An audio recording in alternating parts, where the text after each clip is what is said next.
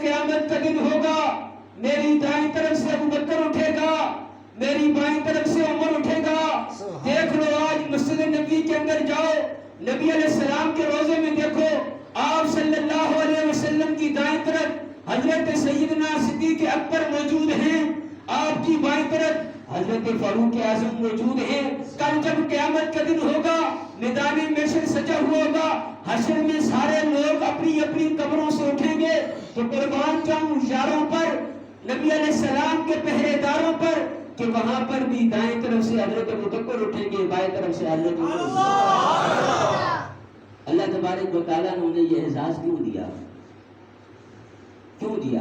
ایک تو وہ صحابی تھی، صحابی ہونا بھی بہت بڑی بات ہے۔ آج دیکھو، اگر دنیا کے اعتبار سے کوئی بندہ حج کرنے کے لیے جاتا ہے، دعا کرو اللہ ہم سب کو حج کرنے کی توفیق دے۔ حج کرنے کے لیے اگر کوئی بندہ جاتا ہے حج کرنے کے لیے، مسجد نبی میں دیکھا، مسجد نبی کو دیکھا، مسجد نبی کی جالیوں کو دیکھا، نبی اسلام کے روزے کو دیکھا، نبی السلام کی مسجد میں اس نے نمازیں پڑھی شیخ حذیفی کے پیچھے۔ جب وہ واپس آیا، ایئرپورٹ پہ آتا ہے، ہر انسان جس کے دل کے اندر مکہ مدینے کی محبت ہوتی ہے وہ دوڑا ہوا جاتا ہے، اس کا استقبال کروں، اس کی پیشانی کو چوموں، اس کی آنکھوں کو چوموں جن آنکھوں سے اس نے نبی اسلام کے روزے کا دیدار کیا ہے۔ ہم اسے کتنا خوش نصیب سمجھتے ہیں، لیکن قربان جاؤں ان لوگوں پر کہ جن کا اٹھنا بیٹھنا، چلنا پھرنا، آنا جانا، کھانا پینا آپ صلی اللہ علیہ وسلم کے ساتھ تھا۔ پھر یہی بس نہیں کہ انہوں نے آج کا جو مسلمان مکہ مدینے میں جاتا ہے وہاں پر روزے کی جالی کو دیکھتا ہے، وہاں پر گنبد خضرا کو دیکھتا ہے، نبی علیہ السلام کے روزے کو دیکھتا ہے، مسجد نبی کے اندر شیخ حذیفی کے پیچھے نمازیں پڑھتا ہے۔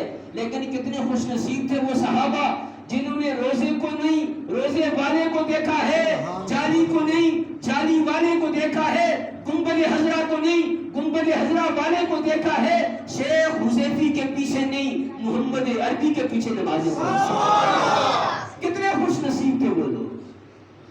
ان لوگوں کی شان بیان کرنا ہم اپنا ایمان سمجھتے ہیں۔ اگر ہم صحابہ اکرام رضوان اللہ تعالی علیہ مجمعین کو درمیان سے نکال دیں گے، نہ ہمارا ایمان محفوظ، نہ ہمارا قرآن محفوظ، نہ ہمارا حج محفوظ، نہ ہمارا کلمہ محفوظ۔ ہمیں کلمہ کس نے سکھایا؟ ذرا بلند آواز۔ میں اکیلا بول رہا ہوں، اسپیکر کے بغیر بھی بولوں، میری آواز آپ سے بلند ہے۔ اتنا بڑا مجمع بیٹھا ہے، بتاؤ کلمہ ہمیں کس نے سکھایا؟ اور بلند آواز سے قرآن ہمیں کس نے پہنچایا؟ نماز کا طریقہ ہمیں کس نے سکھایا؟ حج کا طریقہ ہمیں کس نے سکھایا؟ زکات کس نے بتائی؟ کلمہ کس نے سکھایا؟ اگر ہم صحابہ کو درمیان سے نکال لیں گے، نہ ہمارا قرآن محفوظ ہوگا، نہ ہمارا حج محفوظ ہوگا، نہ ہماری زکات محفوظ ہوگی، کچھ بھی محفوظ نہیں جب تک صحابہ محفوظ نہیں۔ ویسے تو صحابہ اکرام رضوان اللہ تعالی علیہ مجمعین کے متعلق نبی علیہ السلام نے یہ نہیں فرمایا کہ ان سے جو محبت کرے گا میری محبت کی وجہ سے، ان سے جو محبت کرے گا میری محبت کی وجہ سے، اور ان سے جو بغض رکھے گا وہ ان سے بغض نہیں رکھ رہا، مجھ سے بغض رکھ رہا ہے۔ آپ صلی اللہ علیہ وسلم کے ایک صحابی کا واقعہ آپ کو سناتا ہوں، جنہیں مل کر صحابی ہیں، پھر اس کے بعد اجازت دے دیں آپ سے۔ ٹھیک ہے، تانگ تو نہیں ہوئی؟ تانگ ہوئی تو 10 ہاتھ کھڑا کر کے نہیں، ہاتھ کھڑا کر تانگ ہوئی۔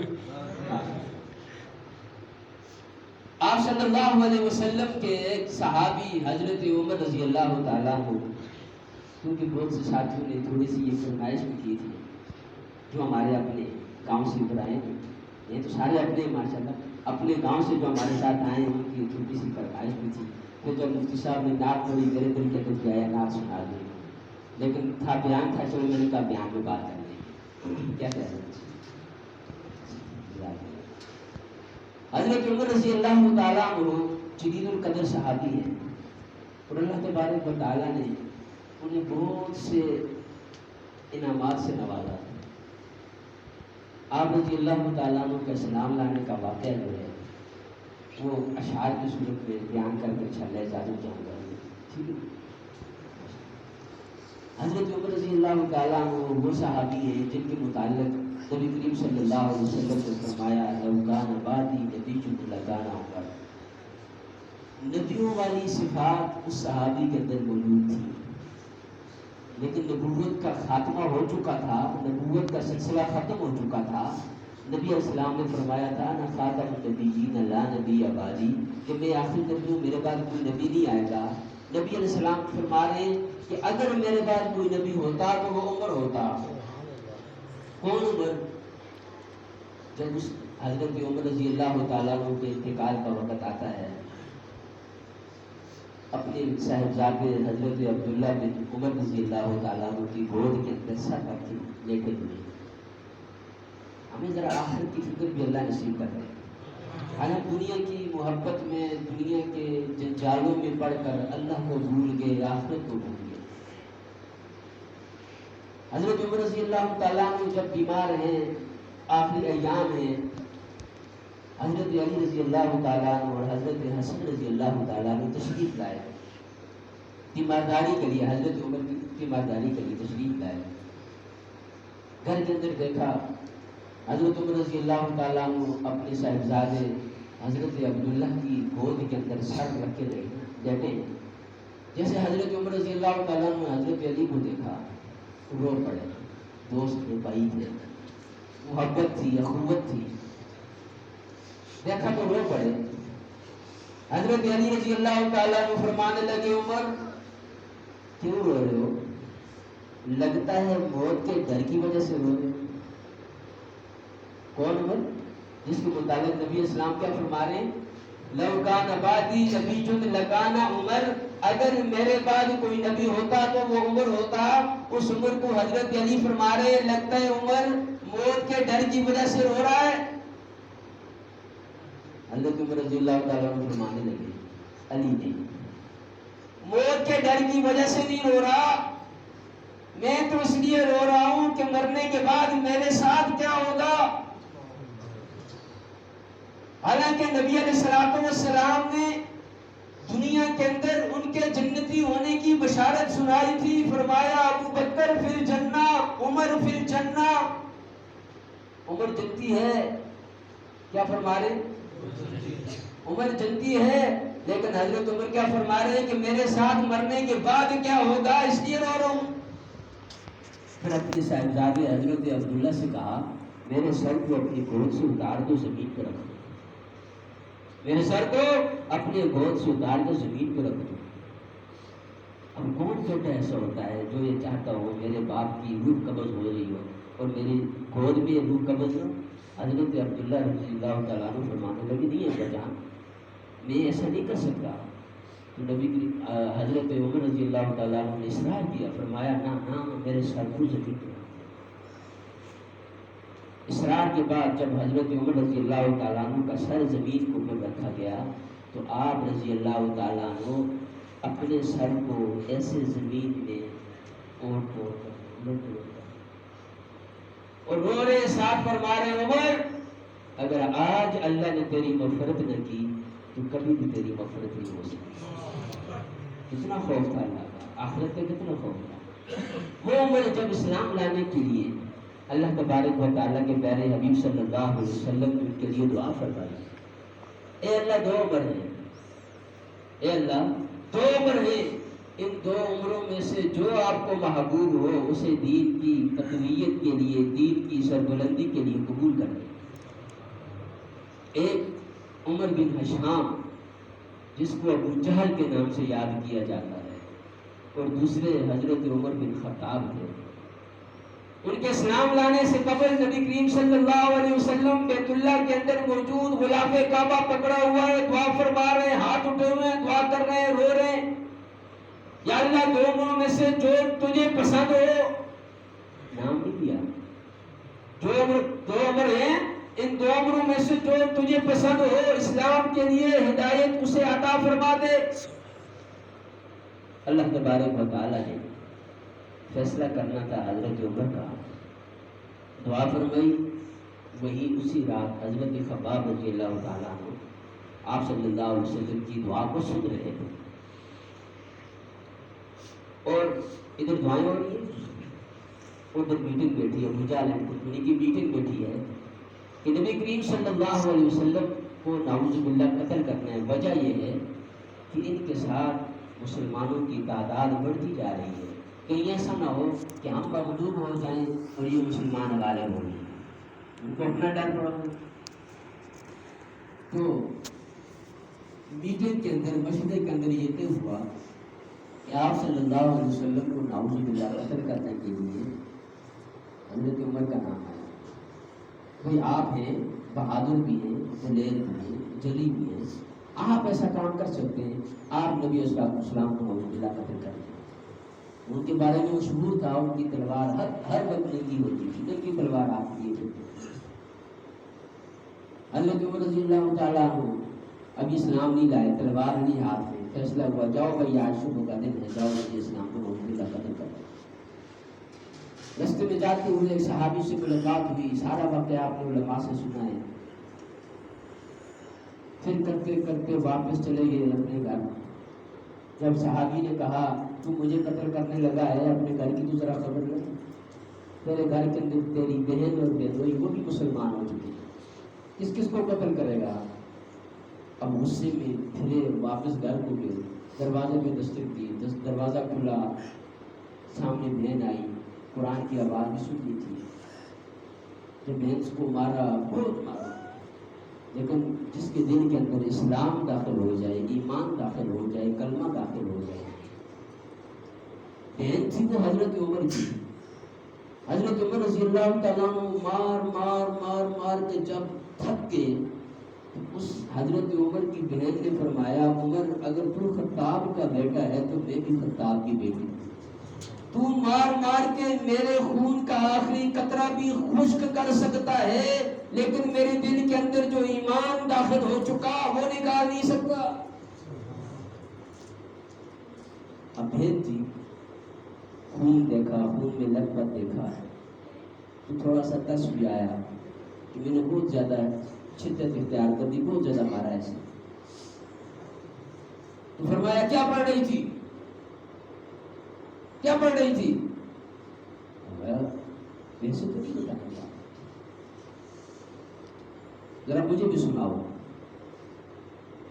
تو آپ کی بہن نے فرمایا کہ وہ کتاب ہے، اس کو پلید، نجس، گندا آدمی، ناپاک آدمی اس کو چھو بھی نہیں سکتا، پڑھنا بھی دور کی بات ہے۔ آپ ایسا کرو، چلو غسل کرو، پاک ہو گیا۔ بڑے حیران ہوئے، بڑے حیران ہوئے، میں تو بڑا سردار آدمی ہوں، انہیں 2 برق ہیں، ان کو پڑھنے کے لیے میری بہن کہہ رہی ہے پاک ہونا پڑے گا۔ اسرار کے بعد غسل کر کے آئے۔ اب حضرت عمر رضی اللہ تعالیٰ عنہ کی بہن نے ان کے سامنے قرآن کی تلاوت کی، جو قرآن آج مفتی صاحب نے آپ کو سنا، جو قرآن آج 7 سال کے بچے کے سینے میں محفوظ ہے، وہی قرآن حضرت عمر رضی اللہ تعالیٰ عنہ کی بہن نے سنایا حضرت عمر کو۔ سیدھا قرآن نے دل پہ اثر دیا۔ تو فرمایا جب یہ قرآن سن رہے تھے، ابھی قرآن پڑھایا نہیں تھا، سنا تھا، قرآن سن رہے تھے، آنکھوں سے آنسو جاری ہوئے، تو فرمانے لگے بہن ایسا کرو کہیں میری موت کا وقت نہ آ جائے، مجھے نبی السلام کے دربار میں لے چلو۔ تھوڑی دیر قبر ہوئی ہو کر نبی السلام کی جان لینے کے لیے جا رہے تھے، آپ جان دینے کے لیے جا رہے ہیں۔ جب یہ بات سنی تو حضرت خباب دوڑے ہوئے اندر سے آیا، فرمایا عمر تیرے حق میں اللہ نے دعا قبول کر دی ہے۔ کل شام کو میں نے دیکھا تھا نبی علیہ السلام دعا فرما رہے تھے، یا اللہ 2 عمر ہیں، 2 عمروں میں سے جو تجھے پسند ہو، جو تیرا محبوب ہو، اسلام کی سربلندی کے لیے قبول کر دے۔ لگتا ہے عمر تیرے حق میں اللہ نے دعا قبول کر دی، مبارک ہو تجھے۔ اور ادھر آقا دو جہاں امام الانبیاء صلی اللہ علیہ وسلم صحابہ اکرام رضوان اللہ تعالیٰ علیہ مجمعین کی مجلس میں بیٹھے ہیں، پہرے پہ حضرت حمزہ رضی اللہ تعالیٰ عنہ کھڑے ہیں، ادھر حضرت عمر رضی اللہ تعالیٰ عنہ کے ہاتھ میں ننگی تلوار ہے اور آ رہے ہیں سر دینے کے لیے۔ ایجنسی تو اس وقت بھی تھی، میڈیا تو اس وقت بھی تھا، تو آپ صلی اللہ علیہ وسلم کو خبر پہنچ چکی تھی کہ عمر آ رہا ہے آپ کا سر قلم کرنے کے لیے نعوذ باللہ۔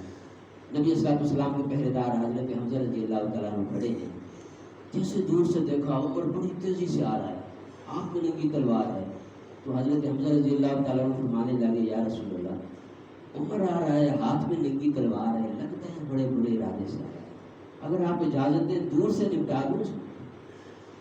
حضرت حمزہ تو بڑے جنگجو تھے، بڑے بہادر دلیر سپاہی تھے نبی اسلام کے، اور میں اگر اجازت ہو دور سے نپٹا دیں۔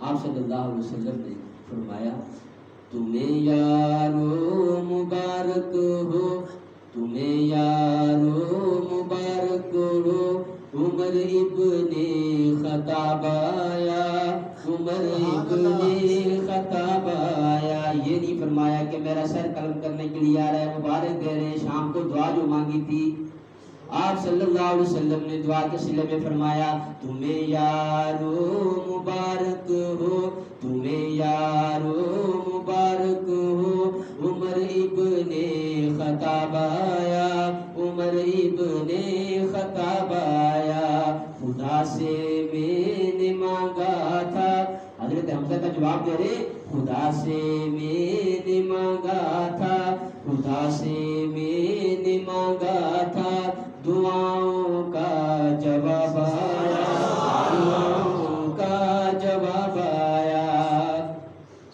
آپ صلی اللہ علیہ وسلم نے فرمایا وہ آیا ہے تو آنے دو، بچھا دو پل کے راہوں پر، وہ آیا ہے تو آنے دو، بچھا دو پل کے راہوں پر، وہ پہلے سا نہیں لگتا، کرو نہ شک نگاہوں پر، کرے نہ شک نگاہوں پر، وہ آیا ہے نہ جانے تو، وہ آیا ہے نہ جانے تو، خدا کا انتخاب آیا، خدا کا انتخاب آیا۔ تمہیں یارو مبارک ہو، عمر ابن خطاب آیا، عمر ابن خطاب آیا۔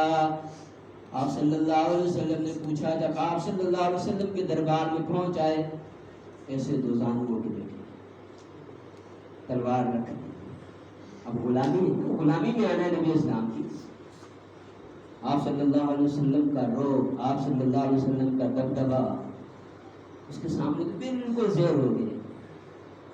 آپ صلی اللہ علیہ وسلم نے ایسے کندھوں سے پکڑ کے جھنجھوڑا، حضرت عمر جھنجھوڑا، ہاں عمر ابھی تک تیرے اسلام لانے کا وقت نہیں آیا؟ خاموش۔ آپ صلی اللہ علیہ وسلم نے پوچھا وہ کیا تھی چیز جو تجھ کو میری محفل میں لائی ہے؟ سبحان اللہ۔ مجھے تو صحیح کیا وجہ بنی، تو ہمارے پاس کیوں آیا؟ وہ کیا تھی چیز جو تجھ کو میری محفل میں لائی ہے؟ اچانک ایسی تبدیلی تیرے اندر کیوں آئی ہے؟ تو جان لینے والا تھا، آج جان دینے کے لیے کیوں حاضر ہو گیا؟ وہ کیا تھی چیز جو تجھ کو میری محفل میں لائی ہے؟ اچانک ایسی تبدیلی تیرے اندر کیوں آئی ہے؟ حضرت عمر رضی اللہ تعالیٰ نے جواب دیا سنی میں نے بہن سے وہ، سنی میں نے بہن سے وہ، جو لے کر تو کتاب آیا، تو کتاب آیا۔ تمہیں یارو مبارک ہو، عمر ابن خطاب آیا، عمر ابن خطاب آیا۔ حضرت عمر رضی اللہ تعالیٰ عنہ اسلام قبول کر چکے، پہلا دن ہے، ظہر کی نماز کا وقت ہوا۔ آپ صلی اللہ علیہ وسلم نے فرمایا او بلال، میرے خادم، میرے مؤذن، میری جان قربان آپ پہ، آپ اللہ کی تکبیر کا نعرہ بلند کرو، اذان دو، لوگوں کو نماز کے لیے بلاؤ۔ حضرت بلال رضی اللہ تعالیٰ عنہ جب اذان کے لیے جانے لگے، حضرت عمر رضی اللہ تعالیٰ عنہ پوچھنے لگے بلال کدھر جا رہا ہے؟ فرمایا اذان دینے کے لیے جا رہا ہوں۔ کہاں دو گے؟ بند کمرے میں چھپ کر اذان دیں گے۔ حضرت حضرت عمر رضی اللہ تعالیٰ عنہ پوچھنے لگے او بلال مسلمانوں کی عبادت کے لیے تو اللہ تبارک و تعالیٰ نے بیت اللہ بنایا، بیت اللہ کی چھت پہ کھڑے ہو کر کیوں اذان نہیں دیتا؟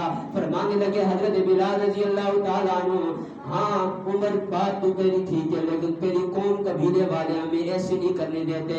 آپ صلی اللہ علیہ وسلم کی خدمت میں حضرت عمر رضی اللہ تعالیٰ عنہ تشریف لے گئے، فرمایا یا رسول اللہ اگر آپ بلال کو حکم دیں، آج میرا دل چاہتا ہے بلال بیت اللہ کی چھت پہ کھڑا ہو کر اذان دے۔ کون بلال؟ جو ابو جہل عتبہ شیبہ سے پڑتا تھا، اس بلال کو کیا فرما رہے یا رسول اللہ اگر اجازت ہو بلال آج بیت اللہ کی چھت پہ کھڑا ہو اور اللہ کی تکبیر کا نعرہ بلند کرے، دیکھتا ہوں کون روکتا ہے۔ آپ صلی اللہ علیہ وسلم نے فرمایا جاؤ بلال اذان دو، بیت اللہ کی چھت پہ کھڑے ہو جاؤ۔ اب حضرت بلال رضی اللہ تعالیٰ نے جب بیت اللہ کی چھت پہ کھڑے ہو کر اذان دینے لگے، سارے ابو جہل اور کمپنی حیران و پریشان تھے، یہ کیا ہوا؟ وہ بلال جو کل ہمارا غلام تھا، ہم سے پٹتا تھا، ہم اسے مارتے تھے، پیٹتے تھے، آج بیت اللہ نیچے بیت اللہ کی چھت پہ کھڑا ہو کر اذان دے رہے۔ آپ صلی اللہ علیہ وسلم وضو فرمانے لگے، حضرت عمر رضی اللہ تعالیٰ عنہ قریب تشریف لائے، پوچھا یا رسول اللہ کیا کر رہے ہیں؟ آپ صلی اللہ علیہ وسلم نے فرمایا عمر وضو کر رہا ہوں۔ وضو کر کے کیا کریں گے؟ فرمایا نماز پڑھیں گے۔ کہاں پڑھیں گے؟ فرمایا بند کمرے میں چھپ کر نماز پڑھیں گے۔ حضرت عمر رضی اللہ تعالیٰ عنہ فرمانے لگے یا رسول اللہ صلی اللہ علیہ وسلم میرے ماں باپ آپ کے قربان ہوں، مسلمانوں کی عبادت کے لیے تو اللہ نے بیت اللہ دیا، چھپ کر کیوں نماز پڑھ رہے ہو؟ آپ صلی اللہ علیہ وسلم نے فرمایا عمر بات تو تیری ٹھیک ہے لیکن تیری قوم قبیلے والے ہمیں وہاں عبادت نہیں کرنے دیتے۔ حضرت عمر رضی اللہ تعالیٰ عنہ جلیل القدر جلال والے جمال والے صحابی تھے، فرمانے لگے میرے اسلام لانے سے یوں چھپ کر کیوں عبادت ہو؟